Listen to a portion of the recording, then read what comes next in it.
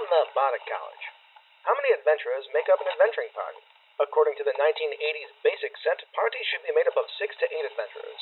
Ideally, everyone only has one character, but if you want to make sure you're in that 6 to 8 range, some people may have more than one character. But the most important thing to remember is, your characters shouldn't like each other that much. If they like each other, they might share stuff. We know players won't share stuff with each other, right? Sure, we all need to work together to survive, but none of the +2 dagger I had before I found my +3 longsword needs to be shared with someone. I mean, can you just imagine the uproar of D&D taught people about Satanism and communism? Heck, I might just get shot for talking about that right now. And now we present to you Thac0 with Advantage. Welcome to Thac0 with Advantage. We're two friends that have been playing D&D a long time. While we love lots of other RPGs, D&D is coterminous to our gaming reality. Hi, I'm Ange, and I've been gaming for over 35 years. In 2014, I started writing for Gnome Stew, and I've been running the Gnomecast, the Stew's podcast, since 2017. And in 2021, I kind of became the head gnome. I should stop giving years at this point and just say, yeah, I'm in charge of all this stuff. Well, yeah, because all those years seem like they just happened, too. This is what happens when you get old. Apparently. I'm Jared, the review gnome at Gnome Stew, and I've been gaming since roughly 1985, because apparently we just want to throw years in here all the time. Yeah. In addition to writing reviews at Gnome Stew, I've got my own site, whatdoiknowjr.com, where I write additional reviews and opinion pieces on a variety of RPGs. After we look at the games that we're running in the campaign journal, we'll be talking about adventuring on other planes of existence. Then we'll have some recommendations of D&D related content for you to check out in our downtime research segment. Let me just finish up this campaign journal. I have Origins coming up very soon. I believe it'll be the week following this episode dropping. I will be at Origins.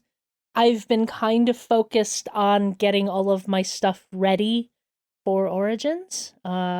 I did get to play Jared's game, which he will talk about, but I also did get to play another session of Sean Kelly's Shadow Dark West Marches style game. In that session, the group I was with, we went out looking for a missing young man who had gone looking for his missing father. It was this whole thing where Blanche, one of the women in the village, came to us and she's like, my son, he left 2 weeks ago to go find his father, who left 2 months ago, and I don't want to lose both of the men in my life. Gotcha, we're going to go looking for him. So we went up the coast, out of the protected village area, and then along the coastline where we found an abandoned tower that wasn't so abandoned. We knew that supposedly the kid and his father had headed towards this old ruined city that was on a bay along the shoreline, and there was this tower. Well, the tower definitely wasn't abandoned. It would belong to somebody who was raising plants that all point towards being poisons and other dangerous things. We had one little encounter with a snake that pretty much almost killed our cleric, the only healer in the party. So we poked around, got a little bit of stuff. I stole some books, and then we went home. I do hope to get to play again soon, but it's looking like everyone is busy in the month of June. Mm-hmm. So I'm not sure that the sessions Sean has on the schedule are actually going to happen. I'm supposed to play next Tuesday, I believe, but I don't think anyone else has been able to sign up for that session. So we'll see. I mean, maybe I should just focus on getting the stuff I'm going to run at Origins ready, So we had a slightly shorter session this last Thursday, and that reminded me of something when I was thinking about this, because I was like, we still got a pretty good amount of stuff done. And I don't think that I could say in a 3rd edition game, if we had played like 2 hours, that I would have felt like we got a significant amount of stuff done. Yeah. Even in 3rd edition games where it was largely role-playing, for some reason, it just did not seem like, Because as soon as somebody makes a skill check, people are like fishing for however many pluses, were involved in that. And it does feel like I can get more done in 5th edition. And that's the way it's felt to me almost since I started running 5th edition. So, I mean, just a little thing I wanted to throw out there since we had an abbreviated session. I think there's also a degree of a change in the culture. Back in the 80s and 90s, it was like, if you didn't play at least 4 to 6 hours, why are you bothering? Yeah. Maybe it's a culture change, maybe it's an us change, but a 2 to 3 hour session is nice. It's fine. Especially if it's an existing campaign where you've had time. Now, don't get me wrong, I still love my 4 to 5 hour sessions when it's the group getting together and bullshitting together and playing or a good con game or that type of thing, but there's nothing wrong with shorter sessions. Oh, yeah. So what we did get done is our heroes, we left them on the river Styx as they were trying to get to Set's domain to recover the sea dragon's soul that they had been tasked to go get by Sagotin, the sea dragon god. When we left them, there was a plague spirit moving towards the barge. And as we started the game session, they saw that there were 2 more plague spirits moving out towards them. I knew that these things were a little rough for their CR, so I actually dropped their hit points to minimum. And I still feel like I kind of chewed you guys up a little bit with them. Yeah, it was a little bit of a rough fight. I think the first round you got Marin and our new Ratatosk Bard. I was like, what the heck is he? He's a squirrel, okay? Talking about what their next characters were going to be. Yeah. Usually that doesn't happen until like the 2nd or 3rd round. Yeah, and I mean, they did strength damage with one of their attacks. They also had like an area attack that would hit a bunch of people, and I hit all of you with that one too. So it was a little rough, but you guys made it through. Yeah, I think you dropped Kazina to a 7 strength. Mm-hmm. It was like, oh, thankfully she doesn't need strength for any of her attacks, but this could be bad. Yeah, I double checked to make sure that you got strength back on a short rest because that would have been even worse if you would have run into something and you couldn't even, get it back on a short rest. So outside of Set's domain, there is an outpost called the Outskirts of Doom. This is kind of my love letter to like all of the towns in the Outlands in Planescape. I like that feeling of having like this planar outpost where people can kind of stop and catch their breath before they go into a really weird, twisted, dangerous plane of existence. And in this case, the Outskirts of Doom has been kind of organized by the Morenoloths, which are like the Yugoloth boatmen that go up and down the Styx.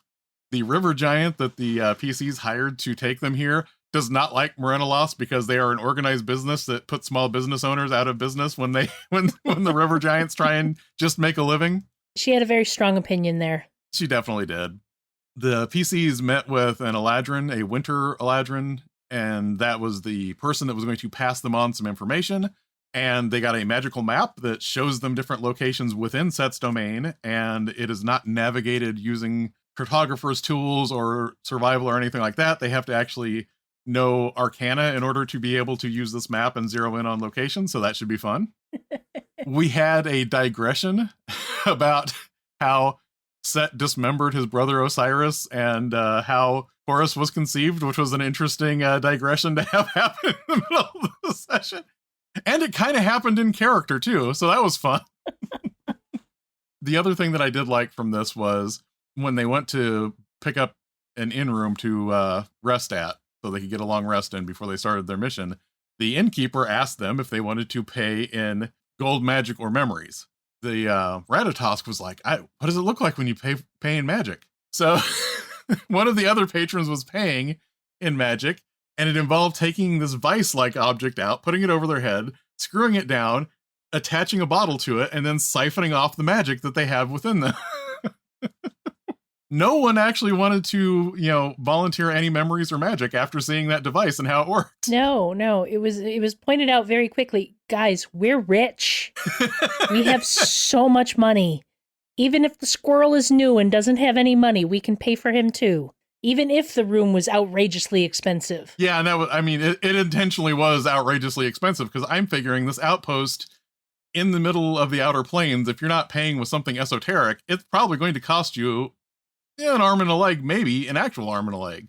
So, so yeah, it was really expensive, but also all of you have been getting a lot of gold in the last few adventures, so I wasn't too worried about that either. Yeah. Everyone got to make their long rest, and I wanted to make sure that they knew being outside Set's domain is not a comfortable thing, so they all had to make wisdom saves in order to take their long rest. If they failed, I didn't want to deny them a long rest, but they don't get their hit dice back because they're kind of tossing and turning and they never really settled into a good night's sleep. And Marin and Karatatop, who was our Ratatosk bard, both had these matching dreams where they were buried up to their chest in black sand and eaten by these giant vultures. Neither one wanted to admit to the other one that they had these dreams. So everyone is outside Set's domain. There's like a crack in this giant stone wall. And once they go through that crack, that is Set's domain, and then they're going to end up figuring out where they want to go. It looks like they're going to go straight for the area where the outsider souls were kept, which is basically anytime a soul is within Set's domain and he wants to keep it, even if he's not entitled to it, he pens it up there. So that's what they're going to check out when we start our next session.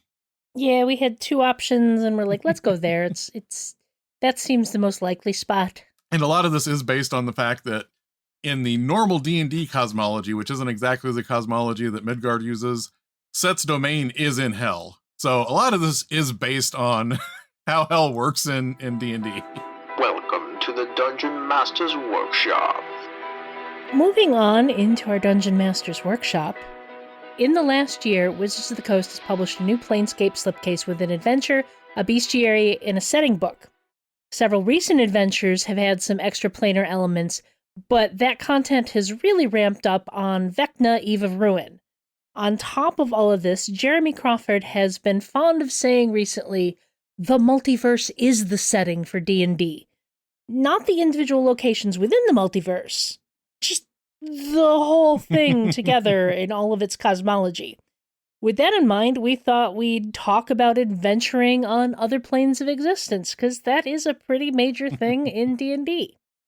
Can you think of some pop culture fantasy story? Can you think of some pop culture fantasy stories that involve traveling to another plane of existence? So because I know us, and we're going to get to comic books eventually, the first thing I'm going to mention is Chronicles of Narnia, because that is an alternate magical land where the kids end up going there from the real world, which is really terrible at the time because World War II. So Narnia is this completely different magical land. Time moves differently there. There's talking animals. So it is a completely different world from the world that they're from. It's actually a pretty common trope in fiction that goes back well before the Chronicles of Narnia. I believe The Wizard of Oz was written in the 20s and 30s.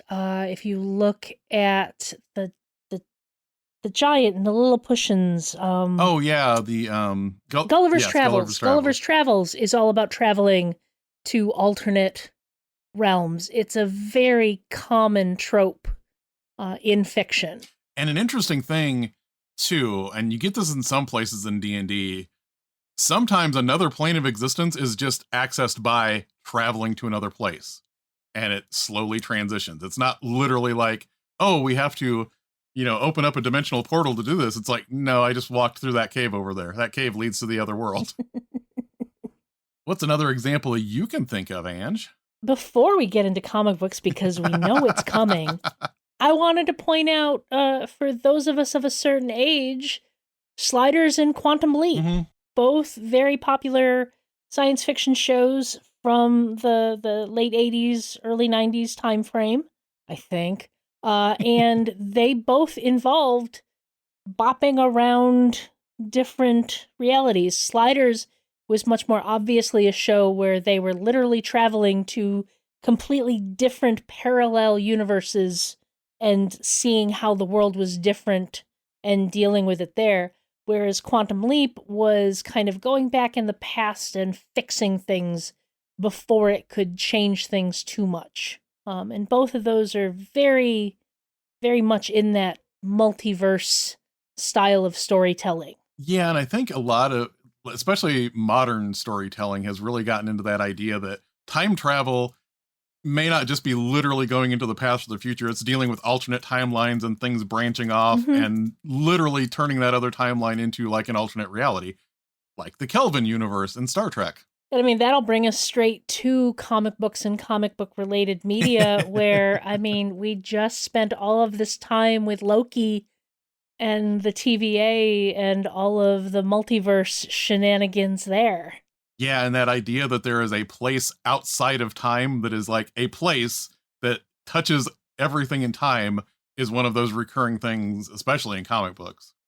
Yeah, and none of this was created wholesale for the MCU. This all comes from the comic books. Yeah. I'm a huge X-Men fan, and one of my favorite storylines was the Days of Future Past, which, you know, some people are like, well, that wasn't multiverse stuff. That was just time travel. And it's like, no. There's all sorts of multiverse shenanigans involved in there, because there's Rachel, and she's not actually Scott and Jean's child, but she is Scott and Jean's child. There's multiversal shenanigans in there. I'm just saying, when it comes to Marvel, if they give it a different Earth number, then it is an alternate timeline and not part of the same timeline as the 616 universe. Speaking of Marvel, though, if you want to talk about other planes of existence and Marvel, I think Doctor Strange has probably dealt with more different realms of reality than almost any other series. Mm-hmm. Even in the movie, you got to see this a little bit in, with Dormammu's pocket dimension that he was in. I don't know if that was supposed to be the literal dark dimension, because that is the traditional realm that he rules, and now we're going to have Clea in one of these eventually, in 10, 15 years, once we get back to another Doctor Strange movie. Yeah. It'll happen eventually, I hope. We'll see.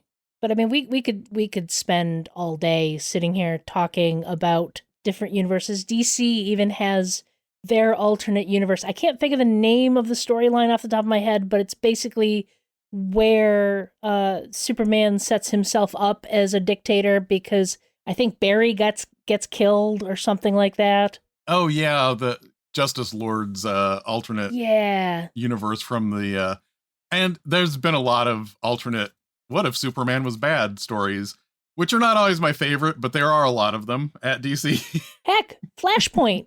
The Flashpoint paradox is totally an alternate reality storytelling.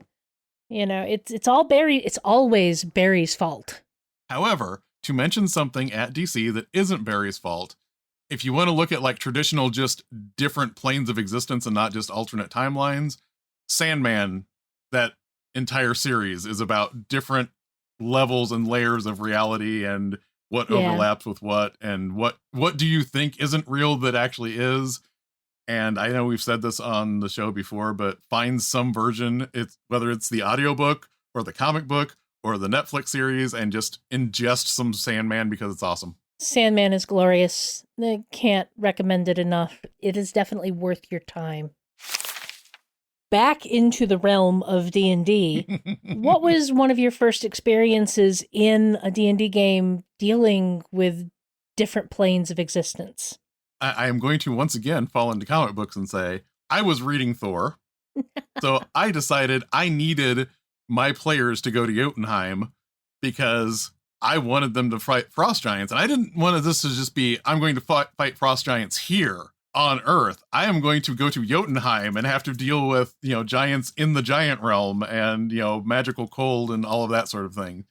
Because I like giants and I like Norse mythology and I like torturing my players. So all of that happened fairly early on when I was running D&D. I honestly do not remember dealing with alternate planes of existence in my early days of D&D, i.e. the 80s and 90s. We flirted a little bit with Spelljammer, so I suppose that kind of counts a little bit. Mm-hmm. But honestly, back then we just treated it as a whole different setting. Mm-hmm. In modern times, honestly, I feel like it started becoming more common with 4th edition, because 4th edition very strongly talked about the Feywild and the Shadowfell, as very connected but separate planes that were fairly easy to fall into in a normal progression of a game. Yeah, they really set those up to feel less like a barrier than in other D&D settings when you're editions when you were trying to go to the outer planes or the elemental planes, and it felt like a big deal. This was more just like your traditional, like, if I walk into that glen over there, it's actually connected to the Feywild, and there I am. Yeah. I know that Eberron very early on talked about how Sharn is connected to the plane of air, which is why it can rise so high and has the floating islands and stuff like that. But that was more just a setting detail than anything we actually engaged with. My first time actually doing anything about different planes was a one-shot game myself and a friend ran for a little mini convention we were taking part of, where we used 4th edition. And the whole concept was we had 2 parties that were mirrors of each other on alternate realities. And they were both going into the Shadowfell. As a result of what they were doing, they ended up kind of crossing groups. And so we had things like the leader of the group was a fighter guy and a barbarian woman in the other. And they had very similar backgrounds, but different takes because of the male versus female. We had a married couple where the spouse had died in their plane, but it was the opposite spouse for both. So when they both ended up in the same plane, they're like, but you're dead.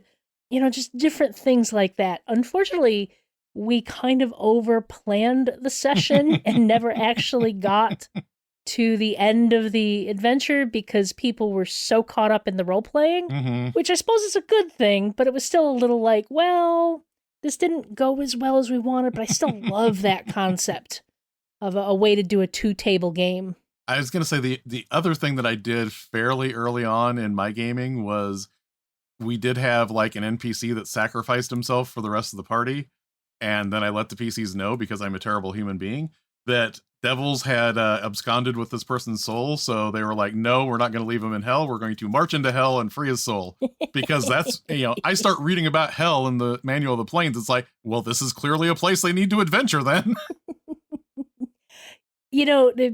I think I've mentioned this before when we've talked. My early days of D&D in the 80s and 90s, I never had a campaign that lasted longer than like 4 or 5 sessions.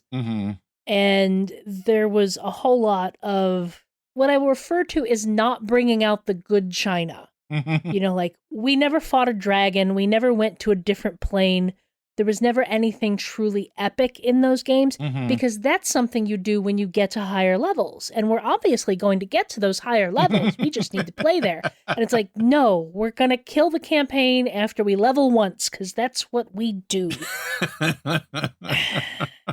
I think nowadays people are more like, I want this to be a thing in my campaign, so I'm going to make sure it happens, even if we're only going to play for 6 sessions or whatever it ends up being. I think that actually dovetails with what we were talking about with the Shadowfell and the Feywild, because those both felt like alternate realities that you could go to at lower levels. Yes. They weren't like, going to hell and worrying about these pit fiends that are going to rip you to shreds and things like that. Another thing to praise 4th edition for, out of the gate, it said, this is Dungeons and Dragons.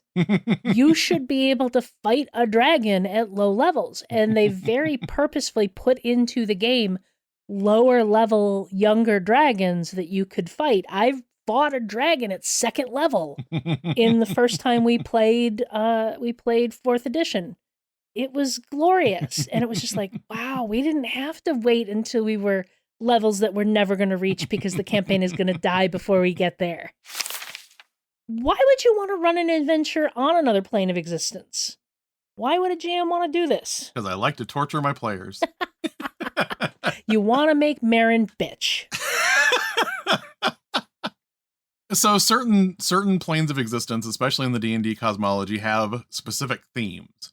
Like if there is something where you want to reinforce that the cosmic order is out of balance and you have to go somewhere to find someone that can help you fix something on that scale, you would go to Mechanus, because that is the lawful neutral plane where, you know, everything is these world-sized clockwork discs and you have modrons all over the place that just like to, you know, keep order in the multiverse. So there's a theme that you can, you know, reinforce there. You can ramp up your high fantasy or weird elements on other planes of existence. When I mentioned Jotunheim before, the biggest thing about having like a plane of existence that is giants is you can throw in these things like that wolf is 16 feet at its shoulder. That is a gigantic wolf, but it's just a normal wolf here. So you can, you know, do that. Like, this is very big. This is over the top, even though it is kind of familiar. I think it reinforces the fantastical themes of D&D. We have characters who are running around in a world full of magic and epic deeds and all these things. But when you go to a different plane, suddenly it ramps that up, turns the volume up to 11. You just get that sense of there is so much more in the world than the characters have seen in their day-to-day life. Yeah, definitely. So what are some tropes associated with planar adventures? What are some things that GM should consider having in these adventures where they send people to a different plane? So depending on the edition of D&D, they have been much more, like, I know the first edition Manual of the Planes was very specific about time runs 2 times as fast here versus the material plane. I like the idea that time does not run the same on different planes of existence. I don't necessarily like to know specifically that on this plane, it runs 3.75 times faster than it does on the material plane. And in fact, I kind of like the fact that it's not quantified, because then you have the players a little worried. Like, what does this mean? How long have we been here? What is this going to be like when we actually leave this plane of existence? And I mean, that's a fairly common trope in just general fiction about traveling to different planes or places. In the Chronicles of Narnia, the children go into the wardrobe and they spend a lifetime there. They grow into adults, wise, learned adults leading their kingdom before they end up accidentally discovering the wardrobe again and stepping through it and discovering that an hour has passed. Mm-hmm.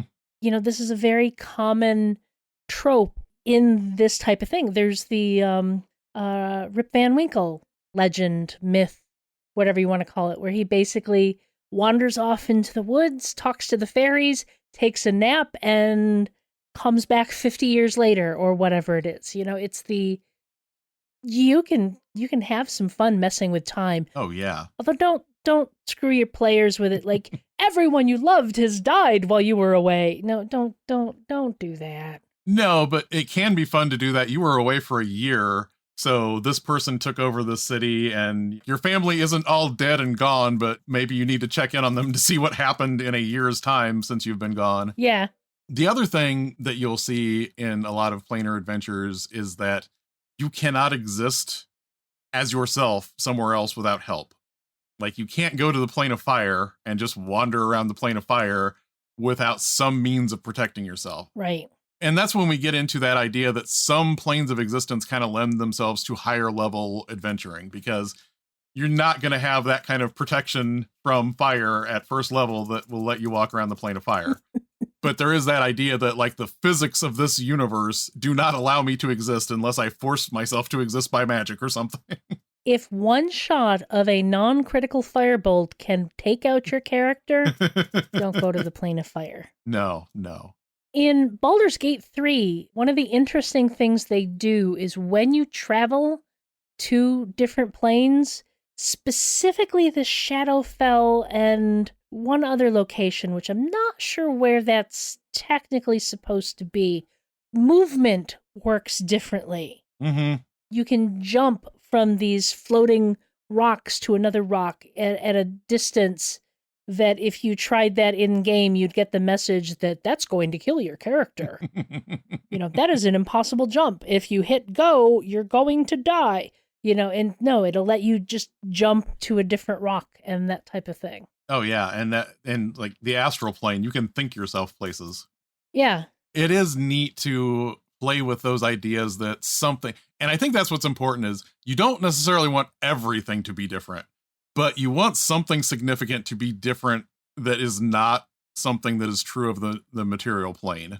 In the City of Cowles campaign, there was one point where I believe, this is going back a ways, so I'm trying to remember the specifics. I think it was the hag we were trying to stop from perpetuating the blight that was ravaging the land. She tried to trap us in a maze in the Feywild. It was just interconnected hallways, and like they would change direction. Like you'd walk through a door and fall to the wall because suddenly the orientation of the room is different. And it was very fun stuff like that. Just, I think anytime you're putting a different plane of existence into play, you need to lean into how it's different. Yeah. You know, those weirdness things. Yeah, because unless you are just having people go to an alternate world where something is slightly different, you know, an alternate prime material plane, you want other planes of existence to feel different. Right. You know, you want there to be something that reminds you, this is not where I am from. Yeah. Well, and I believe you've covered this in your review, but in Eve of Ruin, part of the adventure is to travel to the other settings in D&D. Yeah.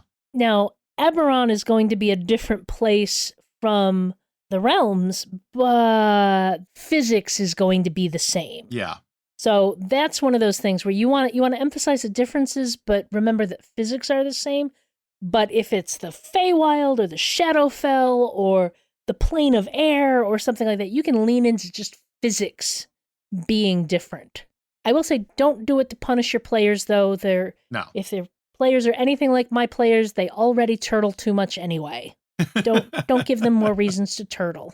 I think one of the other things I want to touch on for a trope is just that these other planes of existence are also usually portrayed as being infinite. So if you are of a mind to sometimes go, how can there be this many different types of dragons and be supported in the ecosystem in this one continent? You don't have to worry about that when it comes to planes of existence because they're infinite. There is an infinite number of places for this dragon to fit, so it's fine. So what kind of planes of existence make for good adventuring locations? I mean, we've kind of touched on this already, but it's still worth diving into. Yeah, like, you know, when I was pointing that out, you don't want to have like the elemental planes that are too hostile for you to survive. The other thing that I would say, if you're going to do this for an adventure and you want your PCs to do this, kind of like what I mentioned with that, you know, with the settlement that I set up in your game when you're going there from the sticks, you want to have outposts where people can catch their breath. Planescape and a lot of other things have done a really good job of being able to create these places within a hostile environment where you can still go. Like, you need to be on guard, but this is not just like wandering the hells if you are in this one specific location. Yeah. They have like the traveling emporium in Descent into Avernus. That was one of the, you know, the places where it's not safe, but it's not hell unsafe. Right. Even talking about the elemental planes, that's an example like the City of Brass, because the City of Brass is a place where a lot of different people meet up. Even though this is on the plane of fire, other creatures from other realities can usually go there because it is meant to be this meeting place for the Ifrit to trade with other species. If you wanted to reinforce to your players that some of the planes can be dangerous, you could do a Doctor Strange Multiverse of Madness montage of them like bouncing from different planes and like briefly being on the plane of fire and realizing that's too hot, briefly being on the plane of air and realizing I'm falling. You know, all of these, you could like do, you know, bounce through them before they end up where they're supposed to be. There's also an interesting thing in the DMG, which we've talked about this before. People don't know what's actually in the DMG, but there are little templates for most of the planes of existence that they mention in there. If you are in this plane of existence, you could give somebody this trait while they are on this plane of existence. And they're usually not like horrible, but they are a little thing that says this thing works slightly differently here because you are on this plane. So I kind of like those, and it's something to keep in mind that those things are there. The other thing that I really like in planar settings, though, is that feeling that there is a neutral meeting place. There is some reason why people that would normally rip each other to shreds can come here and they will not fight. And that's like Sigil in Planescape is that. Because the Lady of Torment's going to kick your butt if you don't obey the rules. You cannot cause problems there. And I mean, you can, but if you cause too much of a ruckus, you're going to get thrown into the maze and never come out again. And that's another one of those tropes where there's like, this is this plane where everybody can go and talk. And, you know, it doesn't matter if you would be stabbing each other in the back somewhere else, but right here, you behave yourself.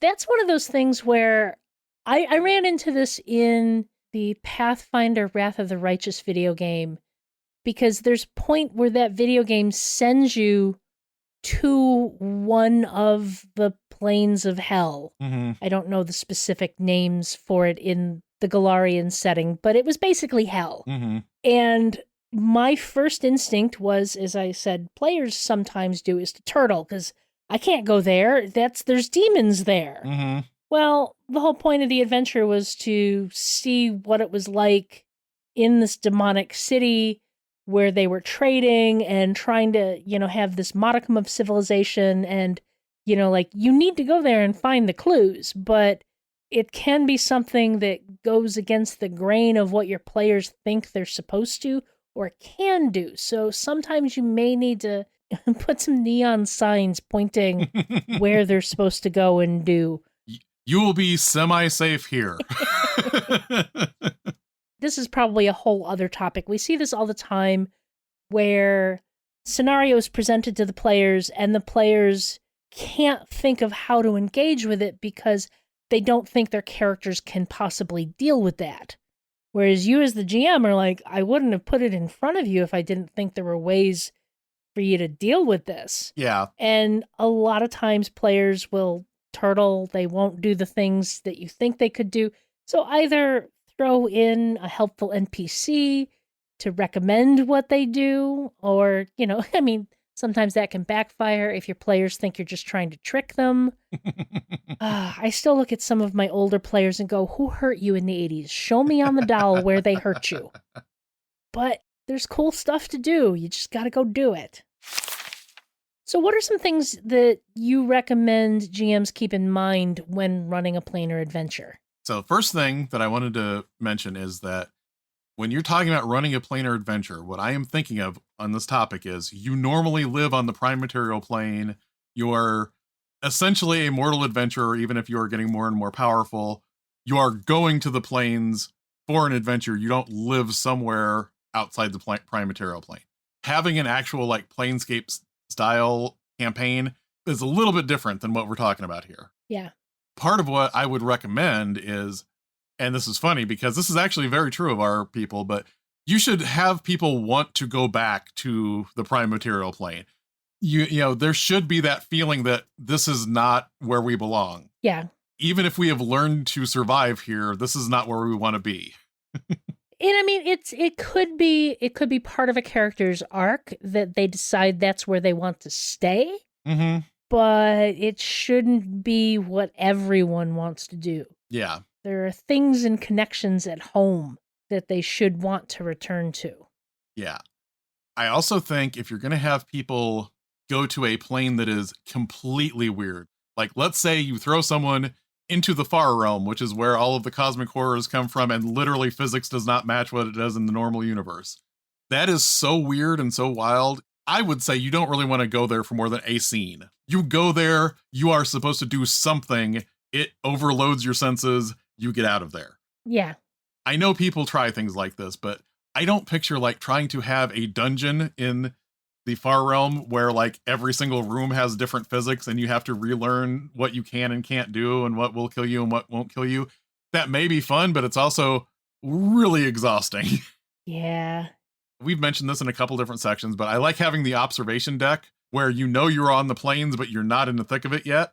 Just making sure you have that place that, you can check out and say, okay, I'm here. The bad stuff's right over there. You bring up a really good point. Having some kind of planar guide is also very valuable for a lot of these things. Yeah. What's nice about having an NPC is it's one thing when the DM says, this is what, is true about this plane, blah, blah, blah, blah, blah.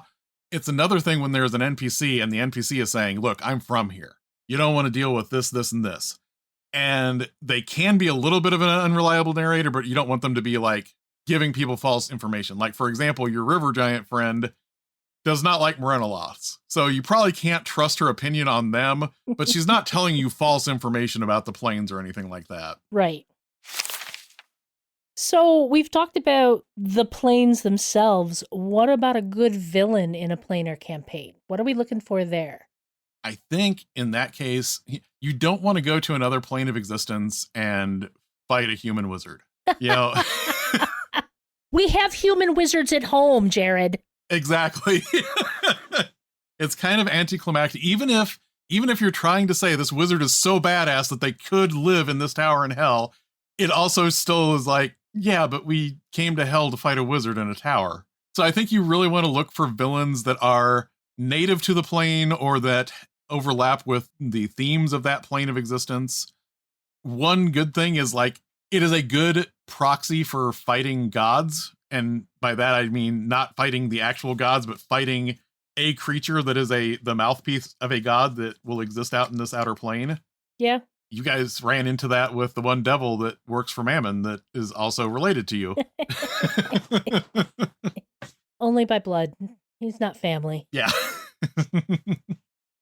I also think this is a good place to have that kind of villain that can be very frustrating because they know everything. Like, you know, your PCs think they know X and Y is true, and they'll say, that may be true, but actually it doesn't matter because all of these other 15,000 things are also true, some of which negate what you think you know. You can portray that kind of villain that just knows everything on the planes more than you can on the prime material plane. It's a lot easier to have that, you know, demon lord that has existed for 10,000 years, so of course they know more than you do. The ultimate big bad of the City of Cowls campaign is most likely going to be Asmodeus. Mm-hmm. In one of the very first sessions, I believe Anu's player had her say, my ultimate goal is to get my soul back from Asmodeus. And we're like second level characters who are like, yeah, let me buy you another drink. But more than likely, we're going to end up facing down Asmodeus when this whole thing wraps up. So there you go. Oh, yeah. That's the long burn planar villain. You know, to revisit my wizard that lives in the tower in hell, and we have humans at home, if you are going to do something like that, change the human. What did they have to change about themselves that they are no longer human and they fit in here? If you want to do something like that, something more interesting to do would be the wizard on the prime materia plane that has made deals with these entities, and they come into play when you're actually fighting them.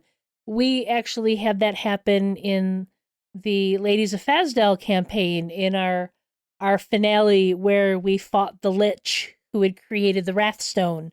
We killed him and then destroyed his phylactery, and then 3 demon lords showed up, all with a claim to his soul. And we're like, oh, well, we're just going to get out of here right now. Excuse us as we try and surf this collapsing tower down. That was actually the precursor to the City of Cowls campaign. So it was interesting seeing a little bit of that planar side of things come into play before this campaign where everything is literally gone to hell. It's very easy to fall into, well, yeah, fiends. Those make good villains. But I think it's anything that is the embodiment of their plane. You could have an upper Modron being a villain because they want to over-organize things. They want to impose order on something that really does not need order imposed on it. You can, if you frame things the right way, have a celestial, an angel, be a villain. As long as you're portraying this as they are looking at the big picture, they are going to do big good, but big good causes all these little things to fall apart, and you don't want those little things to fall apart. Yeah. So I think it's important to look at all the planes and not just look at fiends. Fiends are great villains, but there's more than that out there. Oh, never underestimate the power of a fae who decides they want to go full villain. Yeah. Because the rules are very different when you're messing with the Fae. I really like that the Feywild has made Fey courts and things like that a little bit more prominent, because honestly, when I first started playing D&D, fairy creatures were things like sprites or, things of that nature. It was very much playing into the kind of cute folklore aspect of things, and not so much into the, like the she and the more like wild holder folk and things like that. And the Feywild has really reinforced that idea that no, there are Fey that are scary and will mess with you and do not operate the way you think they should operate, and it messes with you.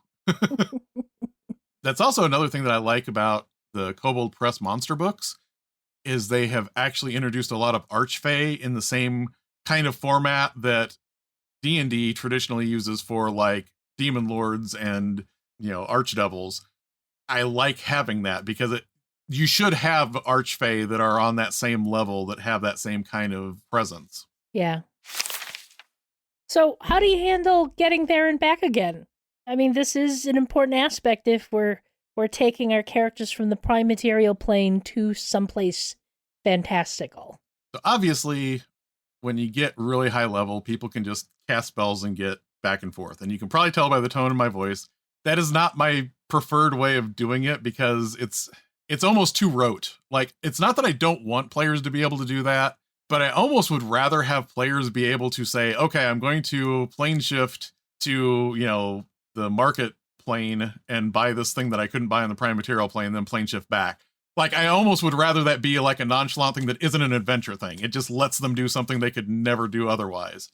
There's a tendency among some players to use that type of thing to short circuit adventures and plots. And it's like, you don't necessarily want to take those abilities away from the players, but just once in a while, you'd like it if they'd lean into the adventure side of the thing. Yeah. It's like when you put a chaos on all of your players to go do a thing, and then one of them announces that they're not affected.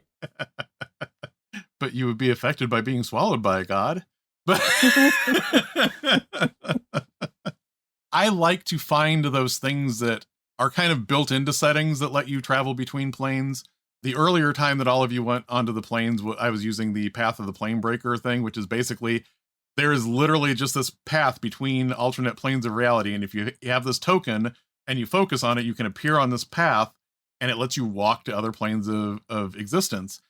And then it's not instantaneous. It is more of we are doing a thing that is also removed from being at home, that is also about being on the planes, that moves us from one place to another.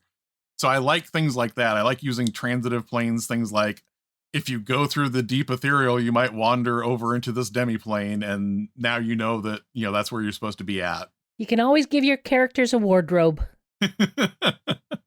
Temporary items are always fun, too. That actually was kind of a double dip there for the Path of the Plane Breaker, because you can't get to that pathway unless you have a token. But then something can always take that token back after you're done traveling. So it's not a fixture. It is a special thing that you did this one time, and maybe in the future, if you need to do it again, you'll get it back. You can always make it part of the quest, too, is like, something has happened where they have ended up on this other plane. Maybe they were kidnapped or thrown into some sort of thing that transported them and they didn't realize what was happening. It can be part of the quest to find their way home after that. Mm-hmm. I mean, that in and of itself is a big trope of this type of story. Yeah, and I like also the places in a setting that naturally touch other planes as just being a thing that is true. Looking at the Fafford and Mauser stories, Ningobble's caves, like if you wander through those caves and you can come out in another reality. Mm-hmm. And that's an example from fiction, but you have those places that exist in certain D&D settings too. The World Serpent Inn is a thing that I have not seen in D&D for a while, and I want to see it show up again, because it is literally just an inn that touches multiple realities. And if you go into the inn on one world, you might leave on another world and then come back, and then maybe you can find your way back again. I just love the idea that this inn kind of sits between universes and acts as this conduit that you can go to different places. I love leaning into the trope of the veil between planes being thin in certain areas, which, is mostly used to affect a certain area of the prime material plane and why it might be filled with a certain type of creature or a certain type of field. But you can use it to be like, that is where, if they travel the right path, they can pass into the Shadowfell or the Feywild or that type of thing. And Eberron has a nice thing built into it, because in Eberron, there are different planes of existence that are in or out of alignment with the prime material plane all the time. And you can use that as like a timer, basically. Like, this plane is not going to be aligned 2 weeks from now, so we have that long to get done whatever we need to get done. Yeah. When you're talking about the Fey places, though, I love Fey backroads and that sort of idea that there are shortcuts between two places that cut through, like the Feywild or places like that. That is something that started kind of being more of a thing in like 3rd edition, especially in the Realms. And I love that idea of, if you stay on this path, you will go from point A to point B, and you'll be on the other side of the continent. If you step off the path, you are in a completely different world, and all of the rules change. Yeah. And I kind of love that too. We briefly mentioned this before, but what types of things can you reinforce to your players to make them want to go back to their mortal world?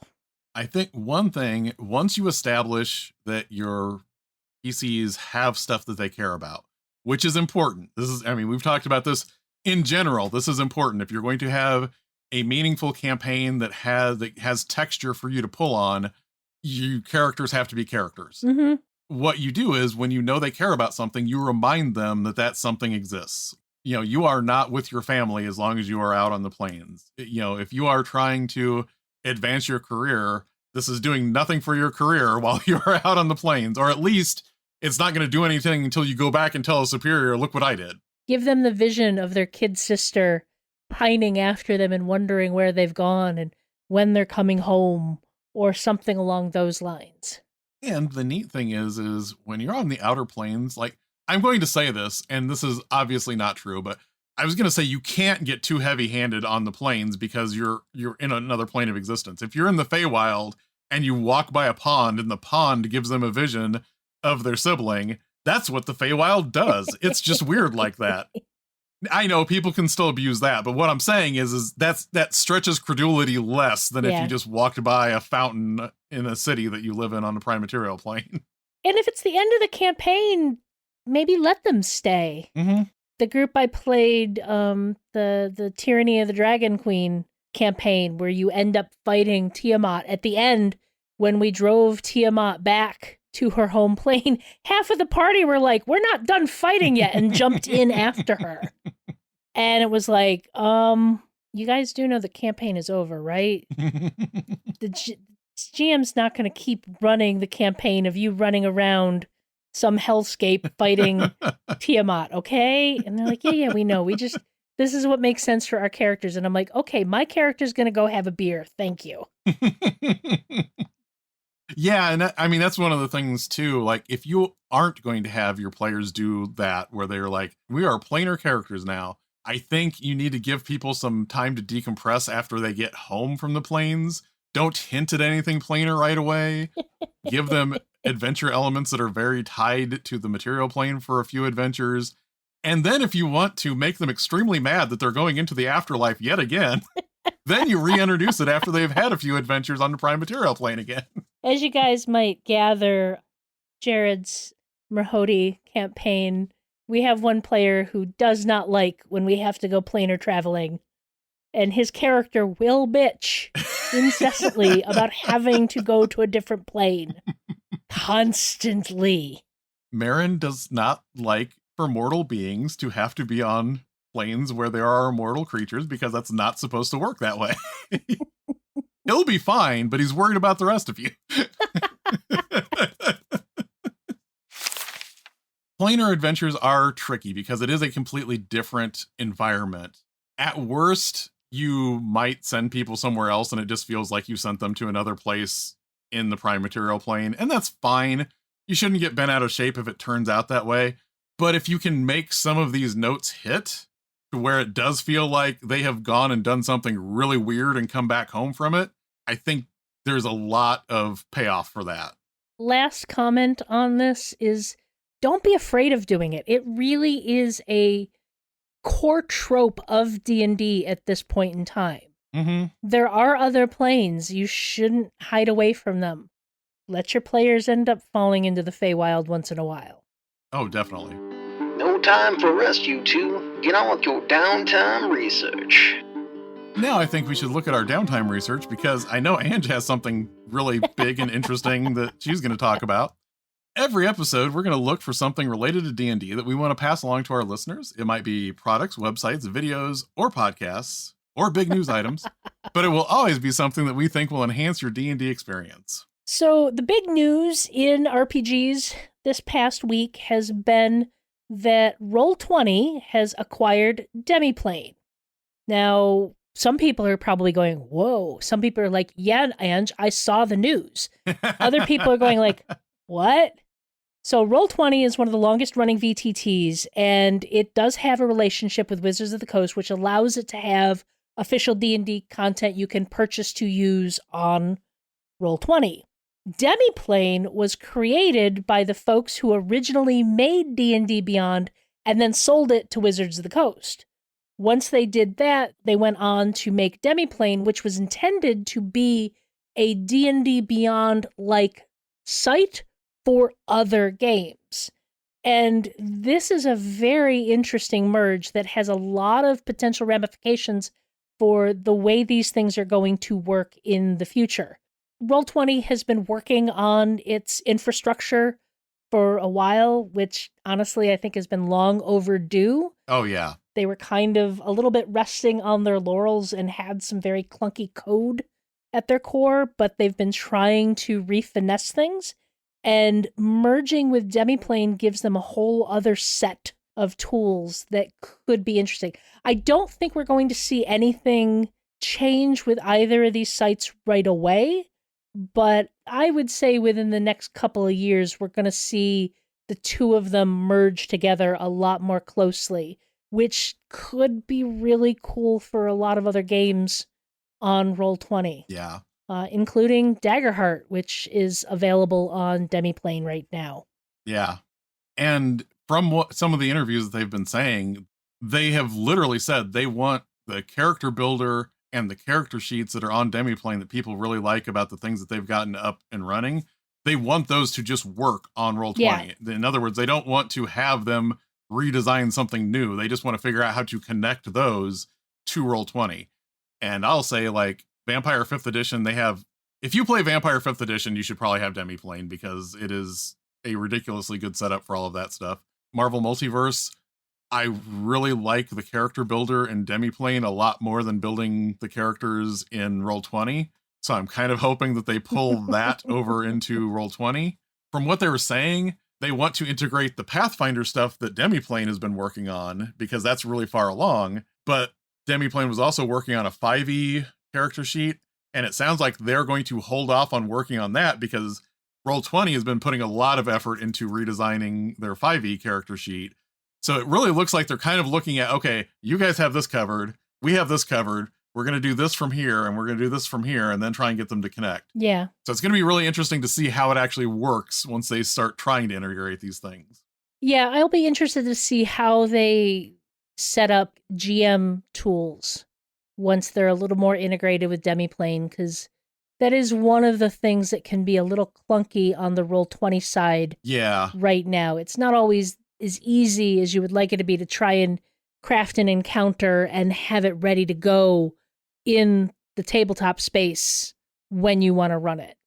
Yeah, sometimes it is still faster to have D&D Beyond open to look up a rule than it is to try and look up something in the compendium.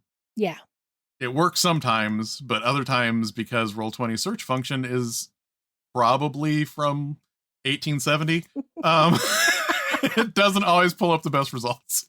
I actually have better luck searching the Roll20 database through Google. Yeah. Because a lot of times I will search something 5e related in Google and it'll give me a link to the Roll20 compendium page on it instead of anything else. But trying to search for it inside of Roll20, it's just go to Google. Yeah. Although that's its own minefield right now these days. Yeah. As of right now, in 2024, perhaps someday, by the time you're listening to this in the future, there will be floating brains that directly access you to the internet and everything works fine. That is not today. All right. So the thing that I was going to talk about is the Seas of Vidari, Vidari Voyages Patreon. Seas of Vidari is a 5e SRD campaign that mixes high fantasy and Age of Sail. It's a great setting. I have reviews up on my site and Gnome Stew. One is for the surface setting and one is for the undersea part of the setting. Angry Fish Games has started up a Patreon, and basically it's going to be putting out like a magazine every so often that has new Vidari information in it. The first thing that's set to come out is an adventure that is set in that setting. So I like the idea that they can support the setting without necessarily trying to do a huge, like hardcover anthology book of adventures or something like that all the time. Like, Yeah. This gives them a little bit of breathing room to keep working on the setting and maybe build towards something bigger down the road, but not have it fade from the consciousness after they put out, their 2 setting books. Yeah.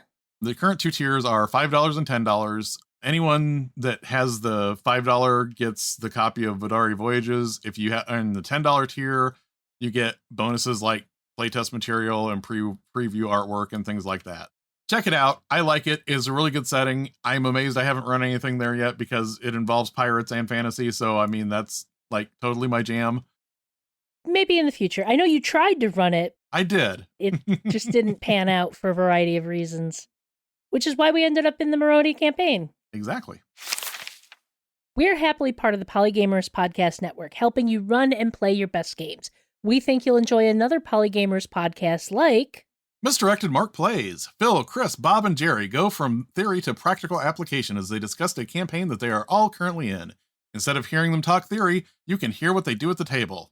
We have used up all of our resources, so I think it's time for a long rest. I hope this adventure was rewarding for you, and we hope you'll go exploring with us when we start our next adventure.